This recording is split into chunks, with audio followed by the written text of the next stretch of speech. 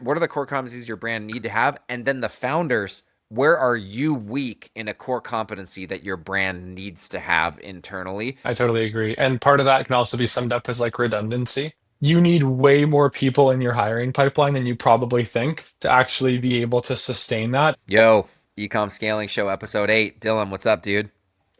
Not much. Been doing a bunch of traveling lately, and it's been good to hop around. But I'm looking forward to discussing this topic today. It's a good one. I think it's one that a lot of people maybe overlook sometimes. I think there's also a lot of like rules of like general rules that you can follow that, don't always apply to everyone depending on how your business is kind of set up. But I'm super stoked to hear your thoughts on these things because obviously you see into the P&Ls and how org structures and fixed costs all play into things. So I'm looking forward to it. How about you? Yeah, man, I'm good. I'm excited too for our conversation today. We're going to be talking about org structure and when to hire your next role.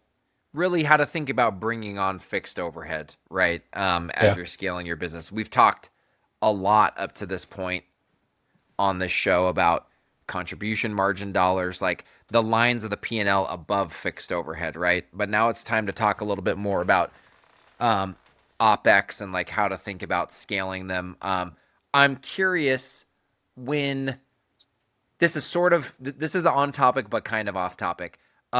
I'm just curious. This is like a truly curious question. How often do you get OPEX numbers for the models that you guys build at Aplo, and you look at it and go like, ah, this seems like this seems potentially unhealthy.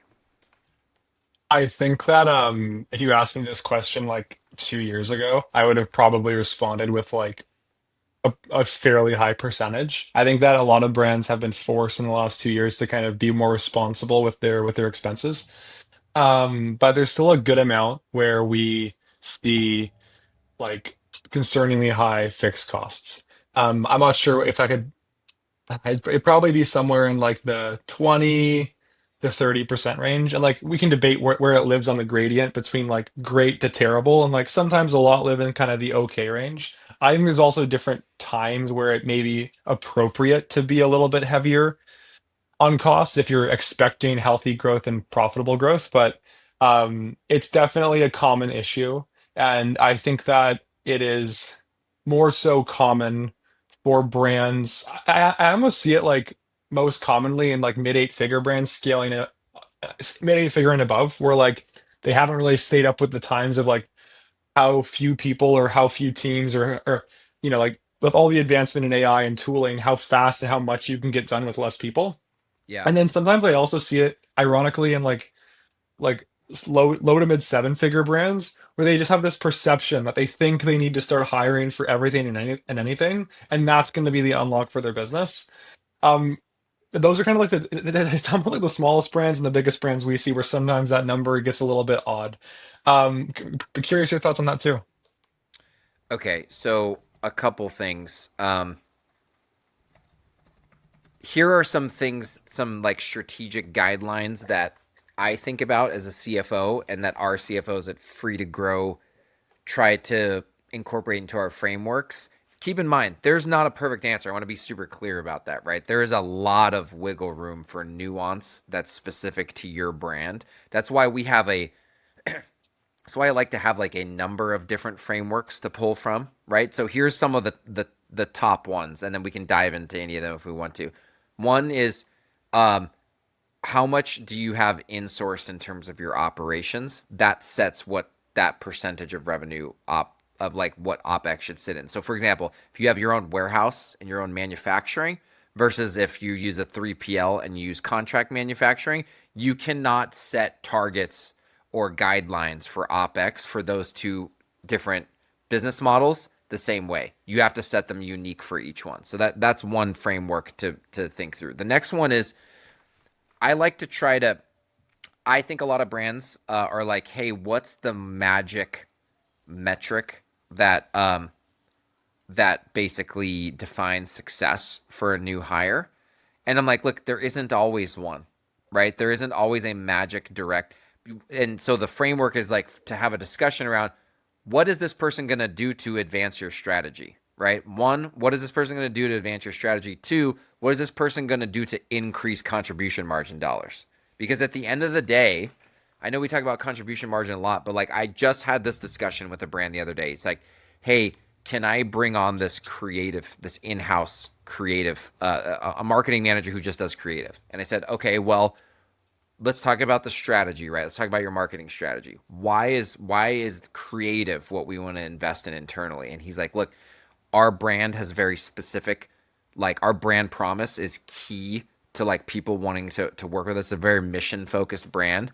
And we just creative is really important because we scale on the back of podcasts and influencer channels where like the creative is key to conversion on those channels. And the agency we work with just can't go fast enough on that, but they're great at pushing the buttons on advertising. So my bottleneck is creative. And I was like, okay, cool. What's this person going to cost me? He laid out what they're going to cost me. And I said, hey, all right, perfect. At our margin, this person needs to generate X in revenue to create enough contribution margin to break even. How likely do you think it is for them to increase revenue by X? And he's like, well, I don't know for sure, but I don't feel like it's that risky. Like I actually feel like there's a pretty good chance it's going to happen. So there's not a clear metric, but there's a strategic discussion, right, about why we're removing a bottleneck through this person and how they're going to generate more margin dollars than they cost the business in fixed overhead. So that's just some examples of how we like to think about it as CFOs. Yeah, I just jump in and add like one third category as well. Or maybe you kind of you lay out the two most extreme examples where you just like buy finished goods versus make your own goods, and that's going to have a large variance. We also see often that if you have like how many SKUs you have, in our experience, a large amount of SKUs, especially if they cross a lot of different categories, often come with higher OPEX as a percent. You just need more staff to actually get the product in, come up with new product, get Totally. the product shots. That's another kind of variable. The easiest is like, hey, I don't make the stuff myself, and I have very few SKUs, and that's possibly also not a competitive advantage. Even though it's easier, it may actually be more disruptible. So there's pros and cons to everything. But I'd say that that is kind of one other thing I think of sometimes. What if you had to assign like a percent, like an OPEX as a percentage of sales for like general rules of thumb? What Totally. range do you generally consider to be healthy, Yeah. in your experience? So a brand that has outsourced fulfillment and manufacturing plus or minus 10%. So when I say that, I mean, we'll call it like 8 to 13, roughly. Sometimes 15 if your gross margin is high enough. But the Yeah. real elite ones dance around 10 plus or minus, right? If you are fully insourced, vertically integrated, you make your own product and you fulfill your own product, 25ish plus or minus. Even those brands, now keep in mind, it's 25ish. It's going to depend on one of the challenges with insourcing everything is that there's this like stepwise, when you think about the stepwise function of hiring a new person may cost you 5 grand a month or 10 grand a month or 15 grand a Yeah. month.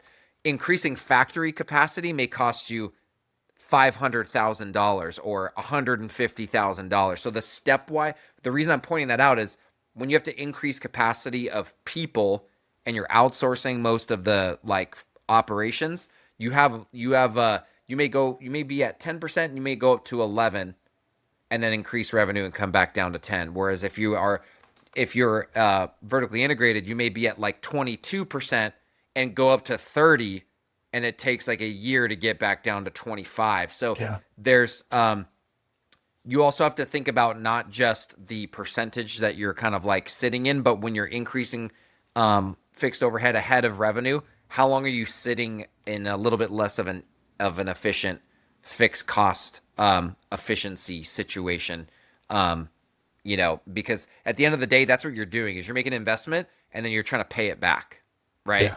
And then you're making an investment and then you're trying to pay it back. If you're always making an investment and never paying it back, you're just getting less and less and less efficient, and you're going to see that hit the bottom line. That makes sense. That makes sense. Yeah, I think I'd agree. I think you can also like maybe put it in two buckets of like this is like your non like vertically integrated manufacturing OPEX bucket, and then this is like your other bucket. And like even if you have vertically integrated, you probably still want to make sure that like the other category, maybe it's your marketing team, your customer support, software, et cetera. Maybe that's trying to keep that in that 10% range. I think in our experience too, that is definitely like a good target number. If you can be even lower than that, great. Obviously, it starts to get harder. I'd say like directionally, it's easier to have smaller OPEX as you get to the bigger numbers because you can just have more leverage with people in relation to your revenue or more revenue per head. But I think I'm totally aligned on that one. Okay, so here's something I wrote down while we were talking, and I think this is really important. I've actually been thinking about this a lot lately. I think you have to ask yourself the question, how big of a game are we playing? I don't think enough brands ask themselves that question. How big of a game is possible? What the heck do I mean? What is the TAM, right? Like, what is the TAM? What is the addressable market in the country that I'm operating in and the ad channels that I'm playing in?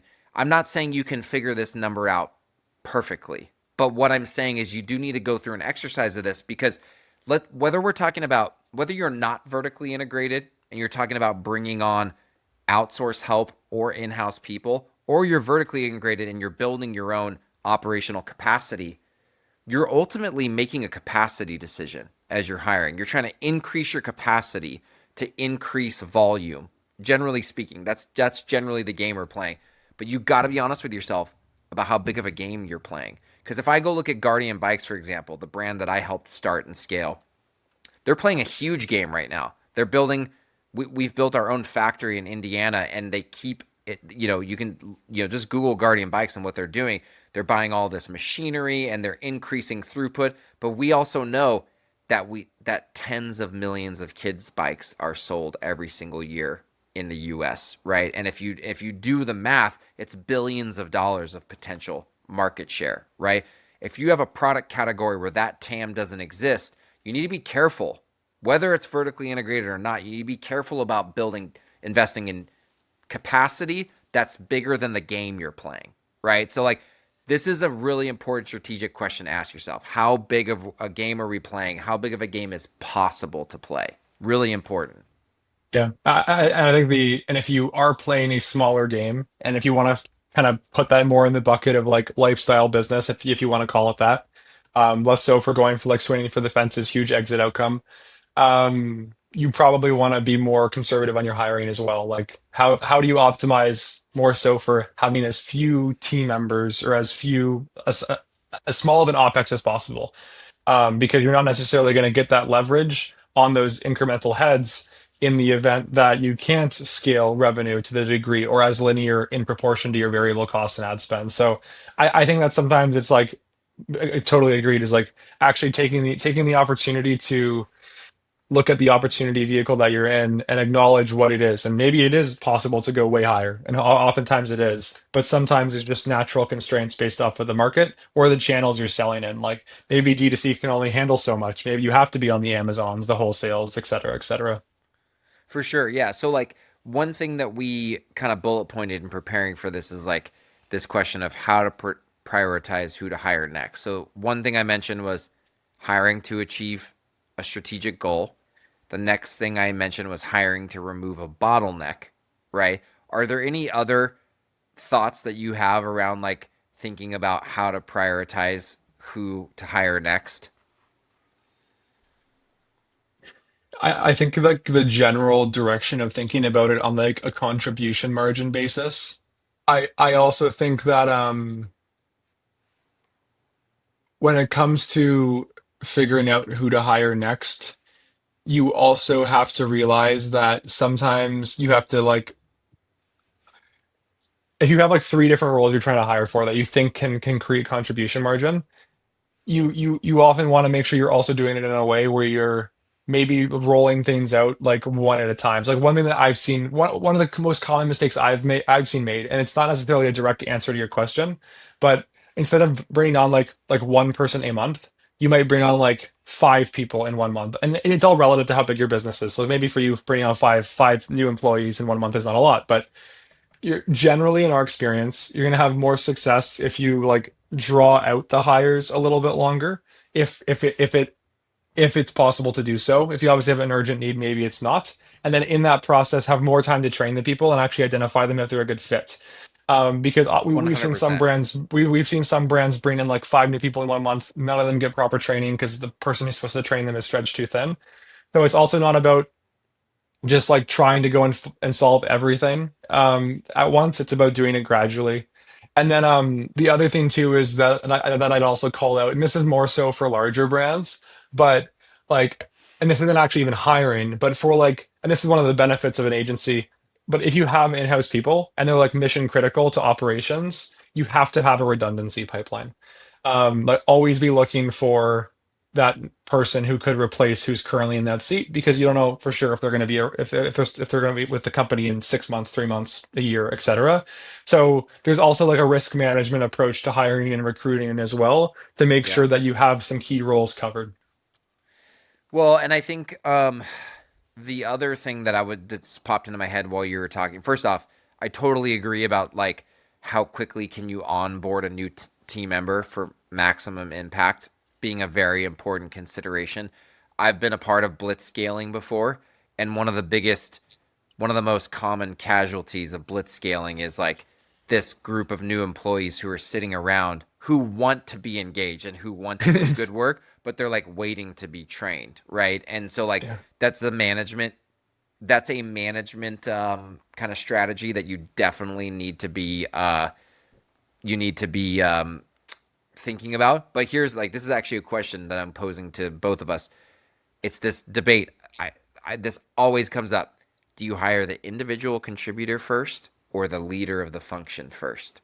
Right? Like because the kind of like pros and cons. Like you hire the leader first, they can help lead and manage and set goals and set the direction for the team. The individual contributor may need to be managed by someone who's not the optimal leader in the longer run, right? But sometimes a leader won't roll up their sleeves and get things done in the trenches. So there's always this challenge of like, do I hire the leader or do I hire the individual contributor? There's a lot of nuance. I've seen both work and not Yeah. work. But do you like have any thoughts about that?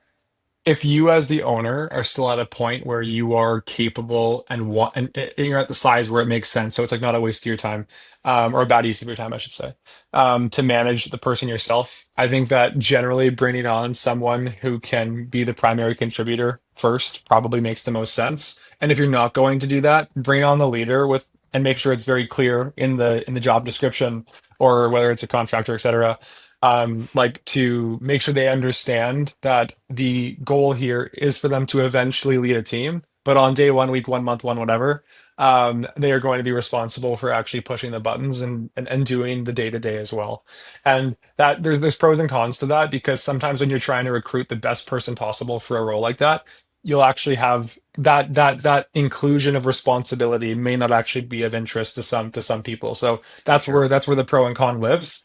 But ideally, if you have a strong enough opportunity for that person, and maybe you can make up for it in other ways via compensation, you might be able to have that path be effective as well. I also am just a believer that in the era of AI tools, leaders more and more are going to become contributors. So I think like mid-level management is like less and less. It's still very important, but it's going to become less and less important in the sense that like you're going to be able to get way more leverage, and if you can have your leaders contribute more and more to actually the end outcome in the actual doing of things, I think in certain companies in certain type of like leadership roles, they actually may be willing to have more input or actually hands-on keyboard, for lack of a better term there.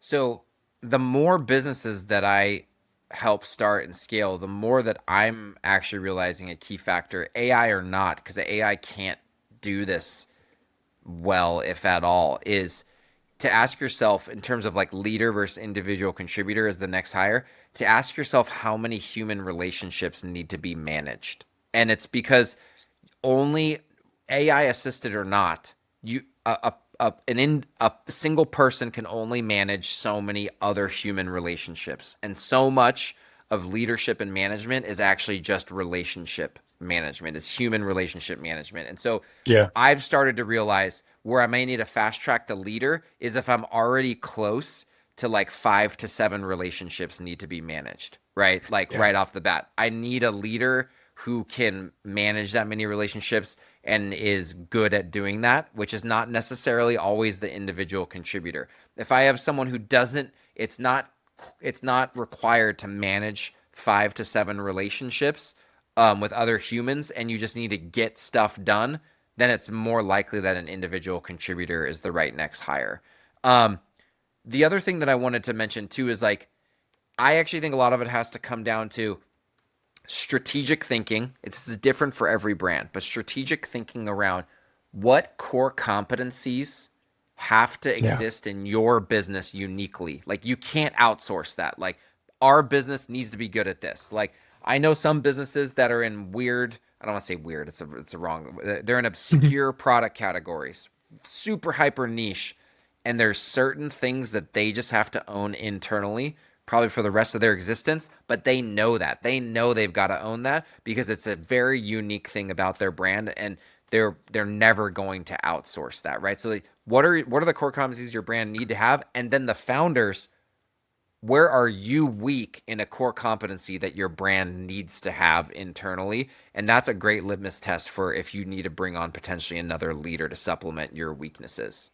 100%. I totally agree. And part of that can also be summed up as like redundancy. Like if you have a core competency that you need in-house, I think that like sitting in like the professional services world, agency world, like at the end of the day, our pipeline of talent is so crucial Yeah. as we grow. And I think that like if I observe some like issues I've seen in-house of brands, it's like if you have a person who is responsible for one of those things that are deemed like key to have in-house, Yeah. you need way more people in your hiring pipeline than you probably think to actually be able to sustain that, especially if you have something that's very niche where it's hard to find people who are qualified, talented, experienced, etc. for those Totally. roles. So the recruitment side, there's lots of different ways to go about doing that is super important. Yeah, it's almost like you have to, in my experience, scaling a brand, you can never stop recruiting, even if you're not ready to hire that person yet. You always have to have this warm pipeline of, or this Yeah, pipeline of warm relationships that you already have of people you're talking 100%. to who may come work for you at some point if the conditions are right for both sides, right? And like Yeah. you're at once you get to a certain size, I typically see this in like maybe you've broken through 8 figures and you're starting to get into healthy 8 figures. The CEO more and more needs to just be constantly recruiting. And again, just developing these relationships where like you just have a pipeline of warm leads of people you could potentially hire when the time is right. Um, but you mentioned, so like I actually want to segue over to talking about um, the pros and cons of hiring an agency versus in-house. Obviously, you run a growth marketing agency. I run a accounting and finance agency. Um, let's talk about the marketing side first. And Yeah. I want to start it with like maybe it's a hot take, maybe it's not. I don't know, but like I don't think you can outsource marketing. Now, it's not what you think it is. I'm not saying you can't use a marketing agency because I think most brands should use a marketing agency. But when I say you can't outsource marketing, I mean you as the founder, you have to drive the marketing strategy, what your brand stands for, that understanding of your ideal customer, the core messaging, right? That really hits home with your ideal customer. You can't outsource that. You can get feedback and direction on it, but you have to own that. Do you agree with that? I I think that that is good advice to give to any founder because I think the founder contribution, especially to the storytelling and the brand, is really, really important. I think that you can outsource, whether that's by hiring internally or an agency, over time storytelling and ultimately how you convey the brand to the people via your advertising. But I think it is the hardest thing to do. And Totally. most founders are are going to be in such a good position to continue with those contributions that it's key they continue to contribute. And hopefully over time, and building relationships with your agency partners and or your internal people, that can get better and better. So I would say always give that advice.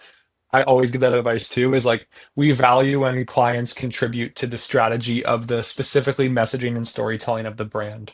But there's Totally. definitely other pieces around it that can provide some more support. I think that the agency versus in-house debate is a really interesting one.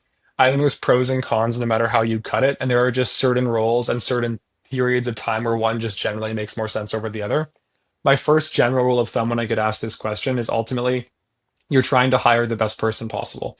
And whether that's an agency or an in-house person, either can be true. But in some situations, we talked about hiring one person versus hiring five. It just makes more financial sense to do one over the other. So I'll give you a prime example. I hold the belief that practically no D2C brand should run email marketing in-house. It is such a like labor intensive, tedious process to make emails and text messages and that kind of owned side of the business. And it's so resource heavy that it is very, very difficult to say, hey, I'm gonna bring this in-house versus hey, I'm gonna work with an agency. Because if you work with an agency, it's probably gonna be substantially cheaper than making all of the hires yourself. And also I talked about redundancy earlier. Recruiting for these roles are actually pretty niche. Like finding people who are like specifically experts in like Klaviyo or like some of these softwares for specifically D2C brands in your size range or et cetera, is actually very difficult. And all it takes is for you to lose one people in like, let's just say it's copywriting, design, strategy, coordinating. You can go down the list if there's more depending on how your org structure is set up. But like it's just like it almost never makes sense. Maybe if you're like if you like multi like if you get to a place where you have like multiple accounts in multiple countries or multiple languages, like even then you should probably just go work with like a local agency who speaks a local language. This is like I think email is really tough. For I think sure. when it That makes comes sense. to I think when it comes to ads, you actually can make an argument that at times it makes sense to bring in-house. I have a few thoughts on this though. I think that Well, I will say, what usually makes it, just speaking from the financial standpoint, what usually makes it a lot easier for brands to make this move is when they're specifically working with an agency that charges a percentage of ad spend. yeah, And yeah, yeah, yeah. so when they get to the point where they're paying $40,000 a month in fees just for ad buying, which I have totally seen before multiple times, they start asking themselves, right, like Yeah. very seriously, like, can I pay $40,000 a month? But it's different when the ad agency is a little bit more, Fixed. comparable, but fixed, or even if it's not fixed, but it's just a little more comparable or similar to having someone in house when they get to that scale.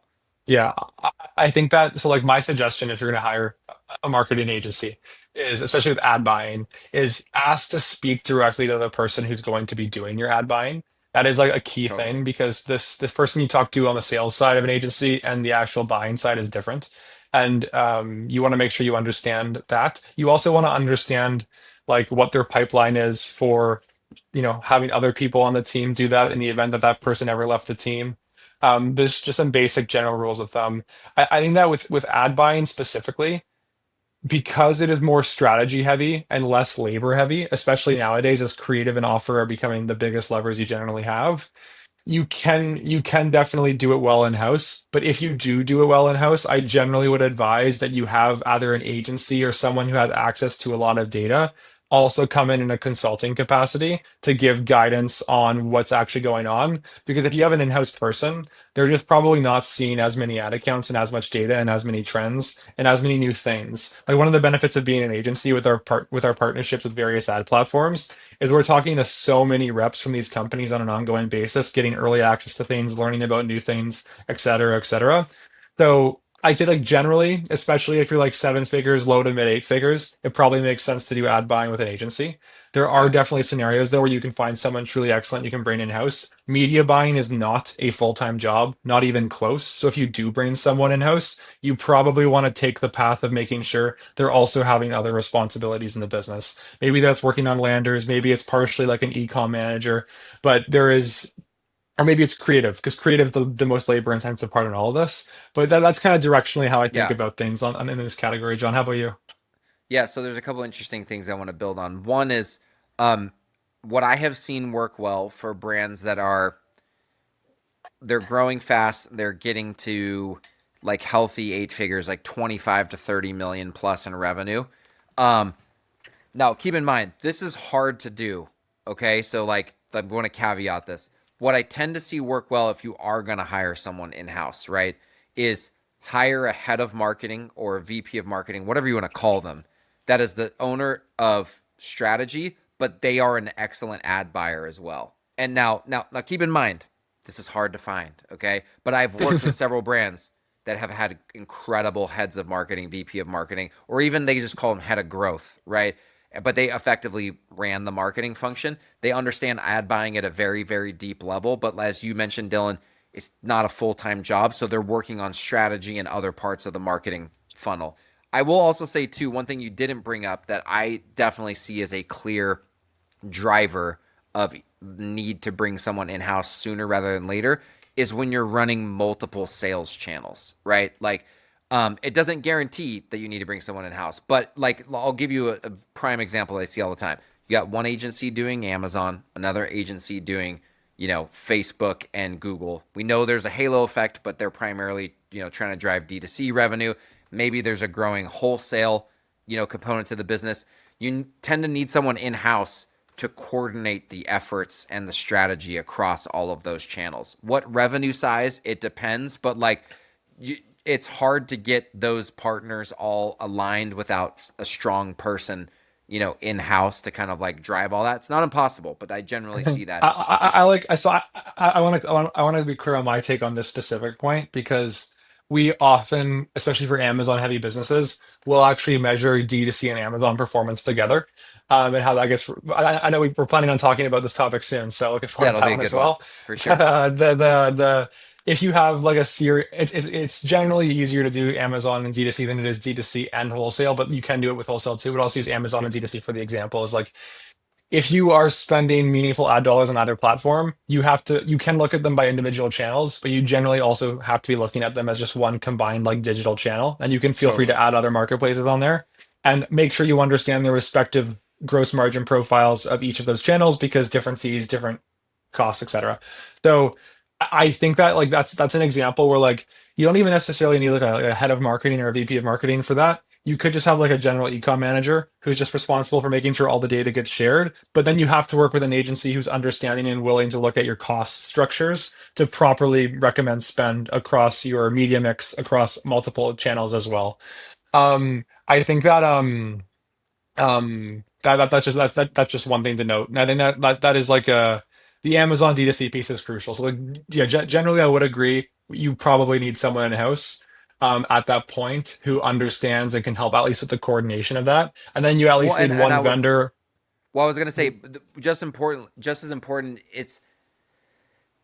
it's to give the credit to each agency fairly, like paying tribute to the fact that everything's connected, right? By the way, I've seen an in-house person manage this poorly and let Yeah. the D2C and the Amazon agency like duke it out in terms of attribution, right? Which I don't think is a is a great idea for enough. I just don't even believe in that. So like No, no, I it's don't just even it just but like it's so the point that I'm making is like when I see brands that have Amazon and D2C and maybe wholesale as well, when they bring someone in house to manage it, whether it's an e-com manager or it's whatever head of digital or whatever you call it, but it's just the accountable person in house, right? It's someone who pays tribute to the fact that everything's connected and can yeah. help the different parties involved look at it fairly so that we're working together instead of butting heads because it's just not helpful um, to Yeah. have different channels people who are managing different channels like go head to head by any Yeah. means. I also want to maybe clarify one point I made earlier as well on media buying not being a full-time job. And it's a very important statement because I see a lot of people bring like in-house full-time people who like just do media buying. And I mean, maybe it is if you have enough channels, enough products, but you have to have a lot. Um, but for the most part, general rule of thumb is it's not, is while it is not a full-time job necessarily, having the most experienced people be responsible for the allocation of those dollars, while maybe the time input isn't as high as it once was, the value creation or destruction as a byproduct of those decisions that are made are huge. So it's like if you're going to bring that role in house, you have to get someone really, really good, and it's probably going to be really expensive in relation to maybe what you are expecting to get someone who's very experienced. So it's normally something that makes more sense, just general rule of thumb, at some point in the mid eight figures. And then even then, you can make the argument: Are you happy with your agency? Is your agency doing well? Does it make more sense? Are we going to have a VP of marketing and an agency with media buying and ad strategy and growth strategy? There's so many different org structures that I've seen Totally. work. So I 100%. I feel less strongly about saying this is the only way. With email and SMS, I have a very strong opinion that in-housing does not make sense unless you're at a really big size and willing to make that commitment to having a lot of redundancy and a lot of team members on staff for that. But even then, um, but again, I just want to make sure that like that is not something that you want to cheap out on. Is those Totally. allocations of the dollars? Well, and again, too, I think in terms of where I've seen it be successful to bring someone expensive in house is when a brand is playing a really big game. Huge TAM, they're growing super fast. There's mass potential. There's a lot of Yeah. moving parts. There's new products being introduced. They're testing a lot of different things. They're testing new ad channels and sales channels. When you multiply SKU count, ad channels, sales channels, you start having a lot of infinite combinations of things to manage and mess with. And so the point that I'm making with multiple channels, or you brought up SKU count multiple times, is Yeah. these are things that here let's talk about this really quick. The general kind of statement is like if there's sufficient complexity and the game, the opportunity is big enough, it may make sense to spend that bigger ticket dollar amount to get that resource in house. But until you feel strongly about that, you should be careful. And I will say, we see the same thing at Free to Grow in terms of like the benefit of working with an agency is like we just see a bunch of brands P&Ls, we see a bunch of brands balance sheets, we see a bunch of brands, ad spend metrics.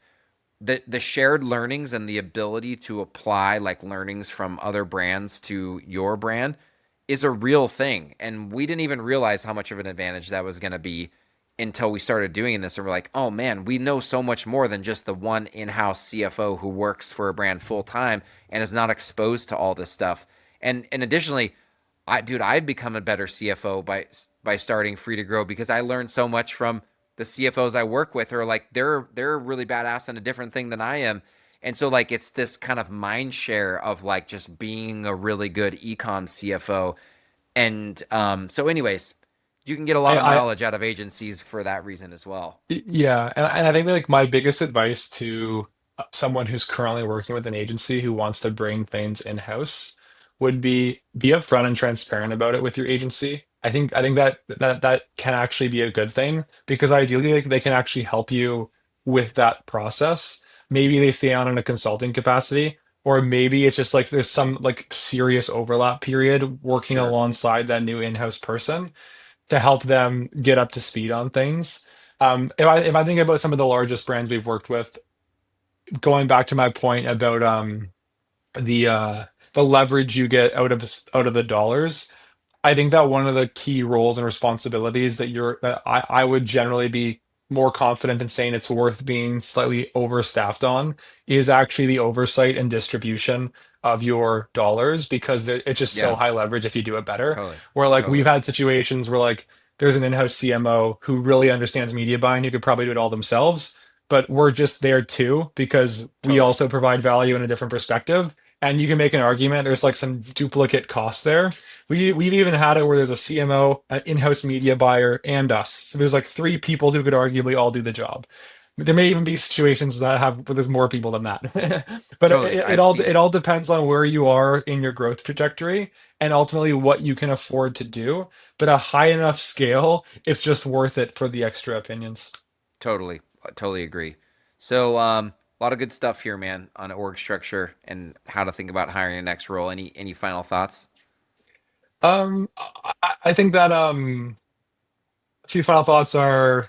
I think that a lot of D2C brands often don't spend a lot of time thinking about this stuff. Is like, what is my optimal org structure? If you have if you have finite dollars that you want to deploy, thinking about it on a multi-year time frame is really, really important. I also would say like lean on your partners for recommendations too. Yep, Speaking for Aplo Group, and I'm sure you have the same experience, John, is like I've seen into so many different brands and how their org structures are set up. I just think I generally have a good take on like when it makes sense to have that next hire, or I've seen like the horror stories of doing this too early or too late. I'd say lean on your totally. partners to get that extra advice, even if they're not like Apple Group is not out here saying like, well, this is who you should hire next. That's not really necessarily an obvious part of our service, but always happy to provide that input. And if you're not working with any third party agencies, professional service providers, CFOs, etc., reach out to your network, see how other brands have structured their teams. It's really important to not just do what seems most obvious sometimes, because oftentimes there Totally. are different ways to structure these things. How about you? Yeah, man. Again, just to reiterate, hire to achieve strategic goals, hire to remove bottlenecks, hire to bring in essential core competencies, hire at the right time of scale to reduce costs. There's multiple things to think about, and there's no perfect answer. But if you go through this checklist of things we've talked about here, I can guarantee you're going to make a better decision than if you just do it based on your gut feel. So, and I guess my final thought is you can always cut the expense if you make a mistake. You're gonna make Yep, mistakes, right? And so 100%. you just be willing, draw the line at like this is success, and if you don't meet the if you don't meet that those expectations, just cut it, learn from it, do it better the next time. So, 100%. anyways, man, I think that's a wrap on episode 8. This is a good one. Looking forward to the next. Yes, sir. Thanks, John. All right, man. Talk to you soon.